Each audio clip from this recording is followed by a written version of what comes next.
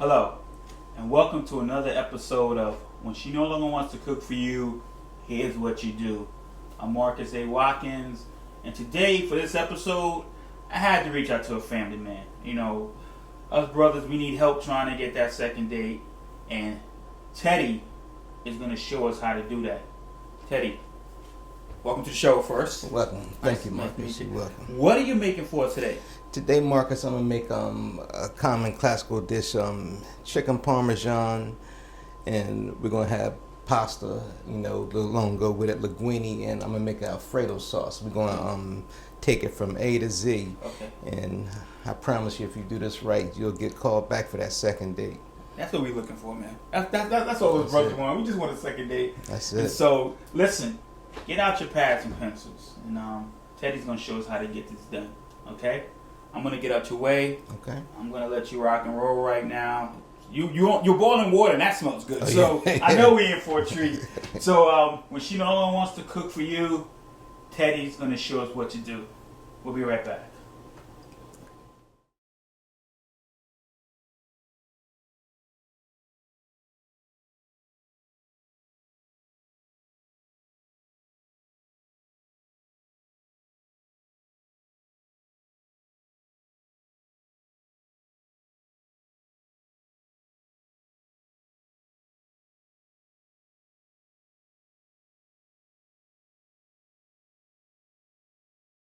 We're about to dive right into the process of making chicken parmesan.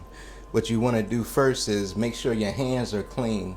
That's the most important thing, because you don't want to be transporting bacteria and dealing with chicken. You got to be extra careful. That's why a lot of times I keep Clorox wipes or bleach around so I can periodically clean up behind myself. Now let's get into this chicken. First, what you want to do is get a chicken breast, boneless, skinless chicken breast. And what you want to do is butterfly it. Butterflying is simply slitting it down the middle, and you have your two sides, and it's shaped like a butterfly. And then the next process in doing this is pounding out your chicken for chicken parmesan. You want to make sure you get a nice balanced flat chicken cutlet. Pound out one side, flip it over if necessary, and pound out the other side. So now that you got your chicken cutlet pounded out to the size that you need for the chicken parmesan, you season it. Now these pieces that I have over here have already been seasoned and butterflied. I just did this to save a little time. So now what we want to do is what they call a standard breading station. Your standard breading station, you have flour. I like to put seasonings in my flour. The seasonings that I use vary from time to time, but today I used a little bit of black pepper, Old Bay seasoning, Lawry seasoned salt, onion powder, garlic powder, and I throw a little sazon on there. I can't give you, a lot of times I use celery seasoned salt, but I ran out of that, so I just gotta work with what I got. So what I want to do next is turn my stove on, turn it on high. And what I got right going on over here is I'm gonna do chicken parmesan as well as linguine and fettuccine. So what I did, I got my pasta and I got my water boiling already to save a little bit of time so we can keep going. And I got my oven set at 350. You'll see later in the process why we need our oven set. My water has been boiling, so now I'm gonna go ahead and throw my pasta in while my grease is warming up. In cooking, you want to make sure everything is in place and you do everything systematically to make sure that you making the most out of your time.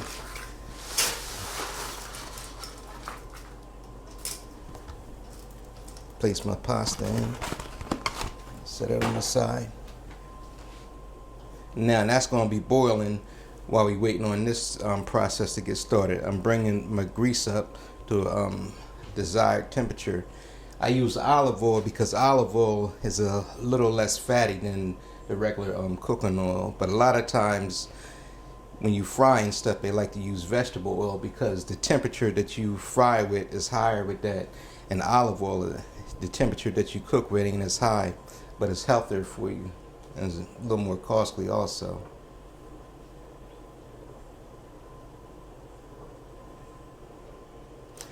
Waiting for my grease temperature to come up.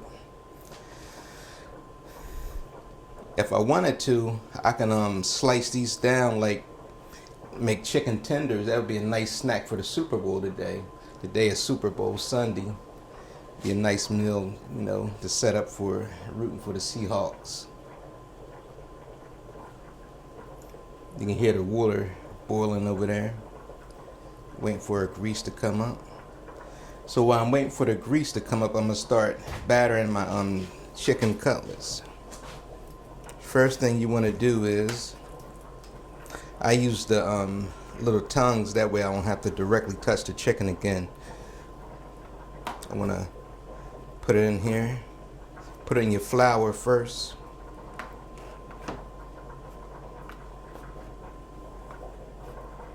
Next process is you dip it in your egg mixed with a little bit of milk.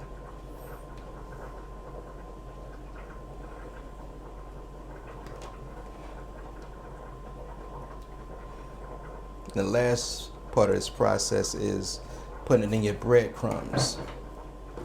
Now, in this process, I season one side of my chicken, and I also season the flour, and I also season the breadcrumbs. That way, I like seasoning on my food, like a lot of people do.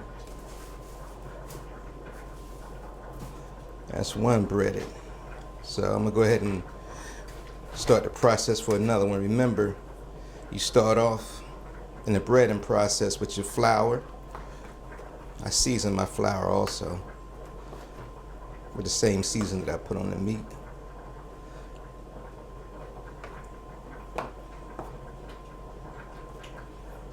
Then I want to go to my egg and milk. You just want to make sure that it's, on there coating, so when you put it in the breadcrumbs, it'll be able to bind and stick to it. The breadcrumbs will be.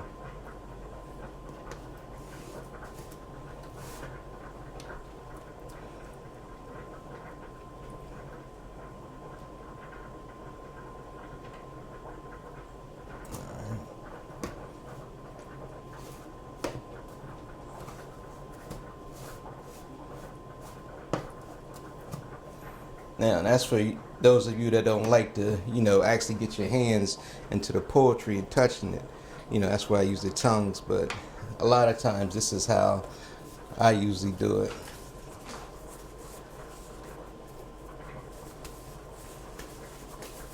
I use my hands.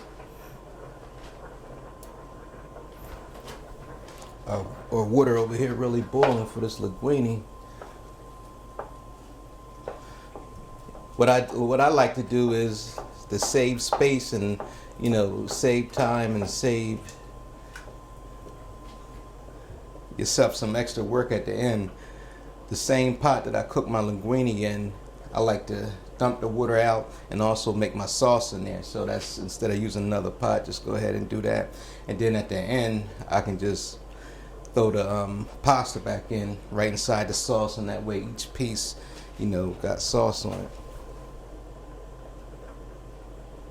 Another thing about using olive oil, like I said, to fry, it takes the temperature a little longer to come up as opposed to using the vegetable oil. Alright, we're back now. The grease is brought up to the right temperature that I needed it to be. So now we're going to get these pieces in the oven and get it going. Hopefully by the time my wife get home, she'll have a nice plate to go ahead and eat. I learned, like, in our relationship, that's one of the things that, kept us together and kept me out of trouble. Instead of being out there running around in the streets or something, home cooking, trying to, cook different things. And throughout the years in our relationship, it actually helped us to grow together. Because in the process of time, we come in the kitchen and be like, she has a recipe she wants me to try out, and she wants to, work on it with me. So through that, we begin to bond more and more, me and my wife. And looking back on those times, I really appreciate that. And this is one of the meals that I used when we first got together to keep us coming back together again. Chicken Parmesan and eggplant Parmesan. And the key to, I see with me and my wife is working together. And the kitchen is definitely a place that you can work together with your wife. A lot of times men think that their job is just to, get the bacon, and her job is to fry it up in the pan. But I think it's a joint thing. Y'all both can get the bacon, y'all both can fry it. And they say a happy wife is a happy home. So I'm quite sure most women will appreciate you, getting up off the couch and coming to the kitchen. I don't have no problem with it. I actually enjoy it. And we see our chicken over here is frying to a nice golden brown. It's real golden. Yeah, it's frying it to a nice golden brown. After this chicken get done, what I'm gonna do next is put it on a cookie sheet and a cookie tray, and we're gonna have to let it sit in the oven for like 20 minutes. And that's when we're gonna throw our sauce on there and throw your provolone cheese on there. Real good dish, real good dish.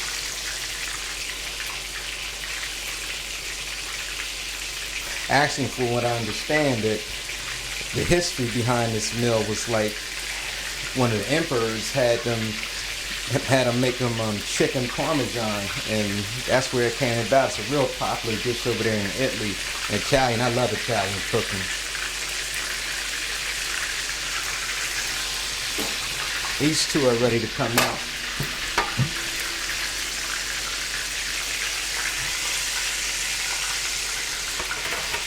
That's the thing about it. When you put them in, they might not necessarily look like they're all the way fried through, but they are. And that's another reason you put them in the oven. Throw your oven on 350. As you put them in the oven, you got your sauce in there and you got your cheese on there. It's also cooking more. So if it was a little undercooked, once it gets into that oven, it'll be perfect. Now I'm going to the process of not using the tongues. I'm using my hands, for those that seen before. It's a two-way process.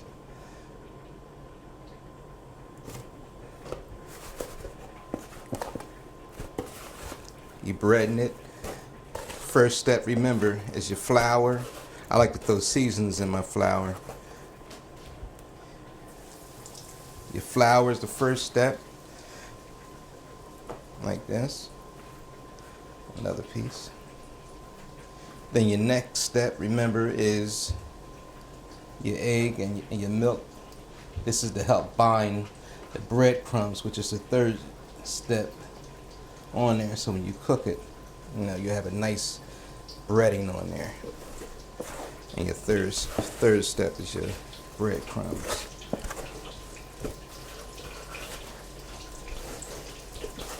I like to use this cast iron skillet. Old-fashioned boy.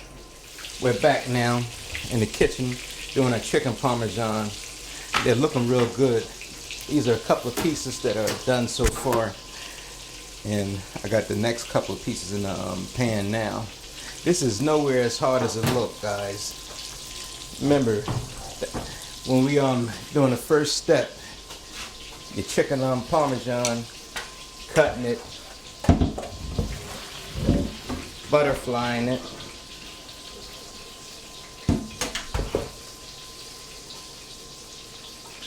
then seasoning it. It's not rocket science. Anybody could do it. If I can do it, I know anybody can do it. So what I did now, my pasta boiled. It's over there waiting. And right now, while my chicken is cooking, I'm gonna get started on my Alfredo sauce. Now this is one of the biggest myths. You know, guys think that Alfredo sauce is real complicated to make. It's not. It's not. An Alfredo sauce, what you want to do is start off with a little bit of butter, 2 tablespoons of butter. Now, what I'm making is enough to serve like maybe 3 people of the Alfredo sauce. So I started out with 2 tablespoons of butter. Put our butter in there, let it melt. Then we'll go over that as I throw a couple of more pieces of chicken up here. Now, I got my butter in there and I'm pouring in my cream. This is what really helps out your sauce. You usually use heavy whipping cream, but what I did was I used half and half. If you look at the label, the amount of cream in the half and half is the same amount that's inside the heavy cream. But the reason I use half and half is because you got the same amount of cream, but it's less expensive. It's more cost efficient. So that's why I use that.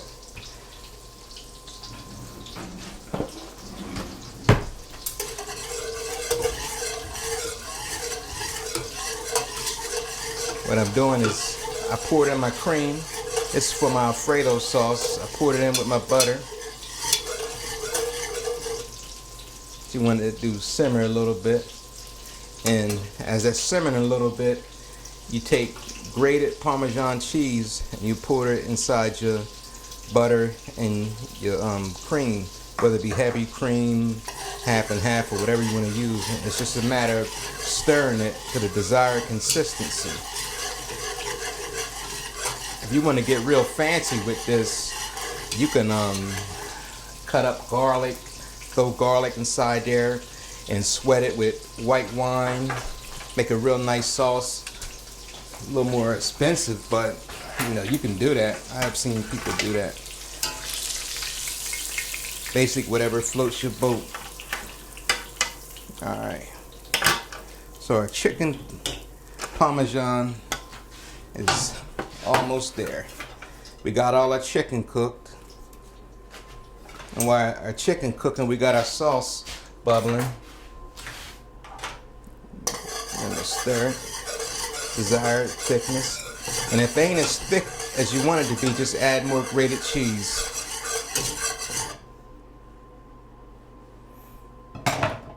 Alright. So now, my chicken Parmesan, I want to add my sauce to it. I have my sauce out. I use ragu. It don't matter whatever your preference is. And if you had time, you can just make your own sauce, but I don't have time for all that. This is a nice workout too before the Super Bowl. You know, a lot of people might have got up and ran. Right now, I'm doing a workout in the kitchen. I'm working my hands. I'm gonna be working my taste buds. You know, this is a workout.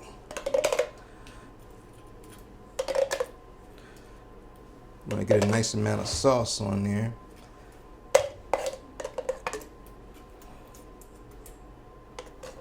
And then the next thing I do is put on your provolone cheese. I like to use provolone. You know, when they made the dish before, from what I understand, way back in them times, this is what they use. Provolone cheese, the chicken. A lot of times, to keep the integrity, you know, of the dish, I think it's best to use what they used in the beginning. You know, some of these are nice sized pieces, so I might want to put an extra little piece of cheese on there. Divide it up a little bit. Can't discriminate. Maybe the sauce.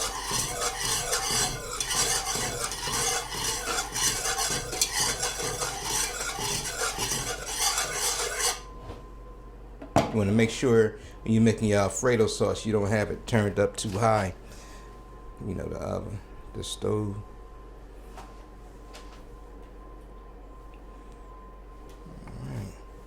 I like to put a little sauce on the bottom and also on top as well.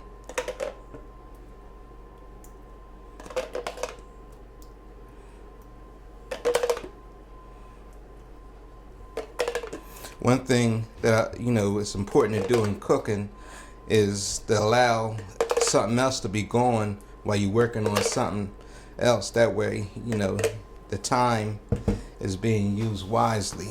In the Bible it talks about we ought to redeem the times. I believe it's talking about making the best use of time while you got it. So while that's in the oven, our sauce is being made, and in the beginning process I had my water boiling and had the pasta cooking while the chicken was cooking. So that's why it's so important to make use of your time. Our sauce is coming along good.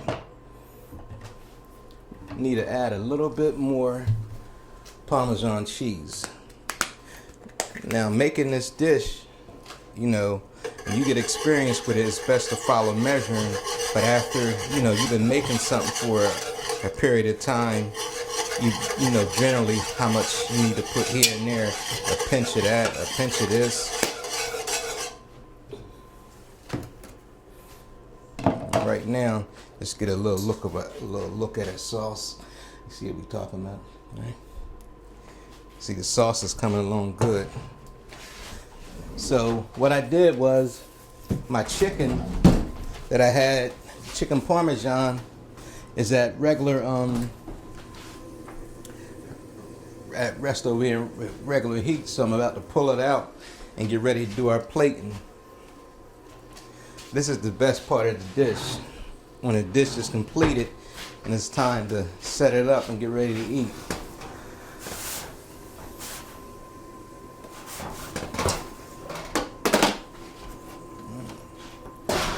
This is our completed process of the chicken Parmesan.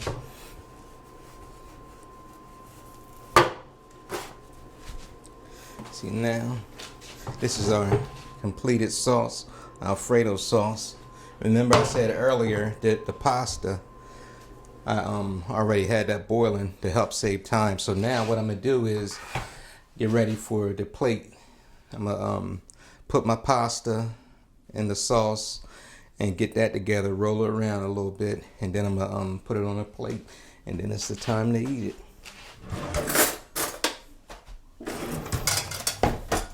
I got a couple of plates. I'll just take the plates and set them up over here.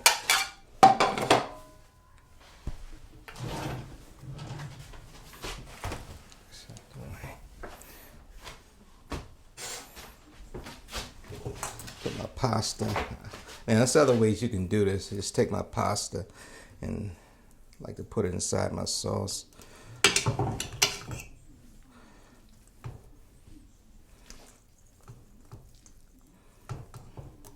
Yeah, there's many different ways you can, do you. Like they say, you do you. Everybody got a way of doing things. So, you do you how you want to. Just take it around. Put in the sauce. Alright, here we go. Now, a recap. Came in, washed the hands, cut the chicken. The boneless, skinless chicken breast, we butterflied it. Then after that, we had our breading process station set up over here. We breaded it, fried it, put a little sauce on there, put a little cheese on there, put it in the oven for like maybe 15-20 minutes. Now it's ready to go. Time to put it on the plate and eat. What I like to do, I was trying to find some fresh parsley, but they didn't have none at the store that I went to. So let's put a little parsley on there. This is, for presentation, and plus, give it a nice little parsley flavor.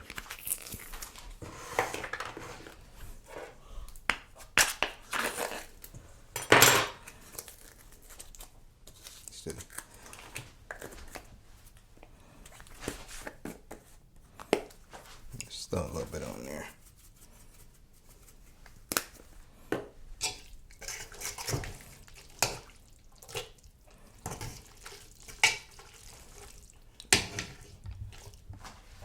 Put a little bit more pasta in there. That's why I made a nice amount of sauce.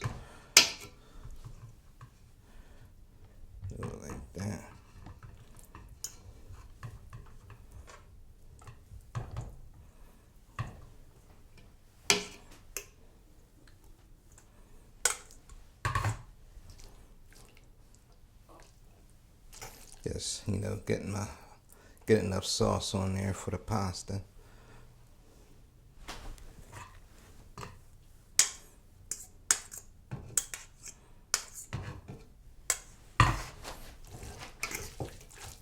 You guys still out there with me? You think that the next time you got a date, you think you're gonna invite her over and make this dish? If you do, hit me up. Let me know how it worked out. Let Marcus know. Cause you can't go wrong with this dish. Not at all. Not at all. It's a wonderful dish. So we're gonna go ahead and throw her creamy pasta in there, Alfredo sauce.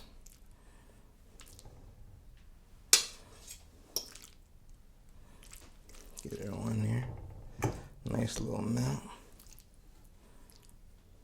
Now what we're gonna do, that's our pasta, and we take a piece of our chicken, just bam, set it right on there.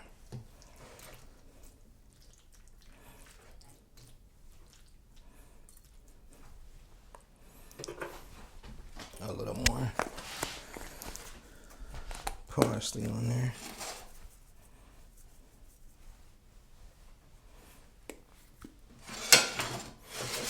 This one.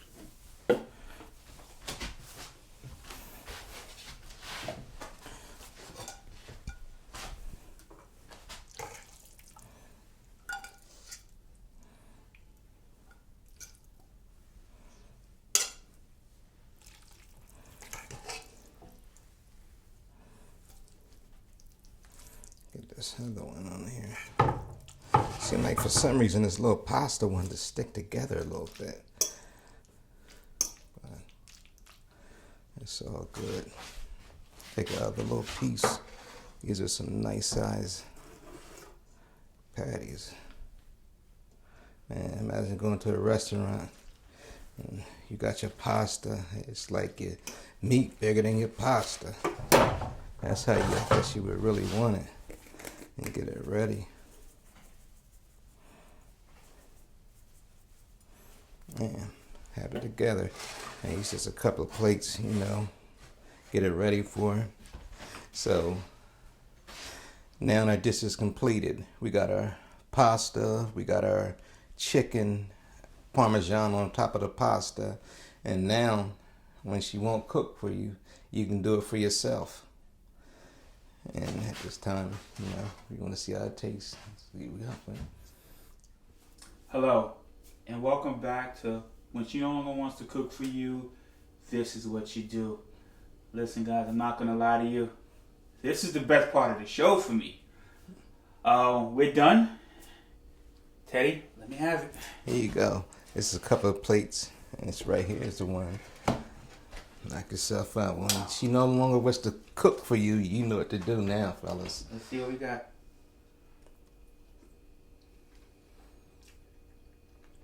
Wow, that is really good. That is really good. Let me get one more bite, then I'm going to start asking Teddy some questions. This is just really incredible. Wow. Teddy, this is incredible. This is really incredible. Let me ask you a question. Mm-hmm. Because this looked... How easy is this food? How easy is this to make? Because I'm not gonna lie, it looked a little challenging, but is it or is it really simple? No, it's a real simple meal to make. A lot of times things look more complicated than what they really are. But in all actuality, once you start tackling those things and doing them, you'll see just how easy it is. Yeah. Like, it was just as simple as when I came in the kitchen, bam, wash your hands. Then the next thing you do is get your chicken. Make sure your chicken is clean. Cut it, bam, season it. Set up your breading station, fry it up, bam. Put your sauce and your cheese on there, stick in the oven, and there you go. Not complicated at all. Teddy, this tastes better than Olive Garden. This is really good. How long you been cooking? I've been cooking actually since 2005. I went Okay. to culinary art school. Okay. Okay. And, I just wanted to learn how to cook. My wife, she encouraged me, to follow my dreams. So I went ahead and went to, cooking school. So went down there. I've been cooking for what? 10 years? Okay. Okay. Yeah, that sounds. And who does the majority of the cooking in the household, if you don't mind me asking? I do. It's Okay. like Nothing wrong with that. once you start doing it, show them that you can cook. A lot of times they'll indulge you and let you do it. But the good thing about it is I like cooking, so I prefer to do it anyway. Yeah, yeah. No, I'm really shocked on this, and I'm tasting. Like I said, it just like it has so many different flavors in here. Like I just had a little bit of the chicken just by itself, and that tasted so good. How long have you been married, if you don't mind me asking? Been married 17 years. Nice. Okay. Okay. 17 years since. No, that's good. The reason I asked because and you educated us on this because seriously, we do want to educate the men and just encourage them to get in the kitchen. And so it's really important for me to get you on here because you love cooking and you've been married and you can really. I mean, I know we joked about it earlier, but you can really show us, us men how to get on the right track as far as cooking, and because cooking is love. And as far as cooking and things like that, this is really incredible. I know your wife loves your cooking because this is the first thing I've tasted, and it tastes really, really incredible. Thank you. What's name some of your other specialties as far as cooking? What else do you like to make? Pasta dishes. I like making. What is that? Well, macaroni and cheese, Okay. Ribs. Chicken. Okay. Basically, I don't have no favorite. I like, all of it is the favorite. Now I noticed, and a couple of other men on my show, they don't use. They're not so much conscious of how much seasoning to put in there and how much not to. And I guess that comes along, like you said, with just cooking for a while, right? Mm-hmm. Okay. Now this is really great. Listen, we got to get you back on the show. It's been a pleasure. Yes. Once that chicken hit the hit the stove with the fryer, that the whole house just woke up. I don't know what happened, but you were doing great, and all of a sudden and the audio levels in my camera just went just started going. And once it started frying, but it's definitely been a blessing to have you on the show. Thank you. I want to get you back on here, so you have to bless my camera with some more of your tips. When she no longer wants to cook for you, this is what you do. This is incredible, guys. All jokes aside, it really is incredible. I want all us men out there to try this dish because it's not complex. It just looks like it is, but it's not. So I think we all need to get out there, try it. Hit me up, let me know what you think. And we'll just take it from there. From this moment, from when she no longer cooks for you, this is what you do. We're out of here. Peace. Eddie, thank you. Thank you. All right. Enjoy, guys. Have a good night.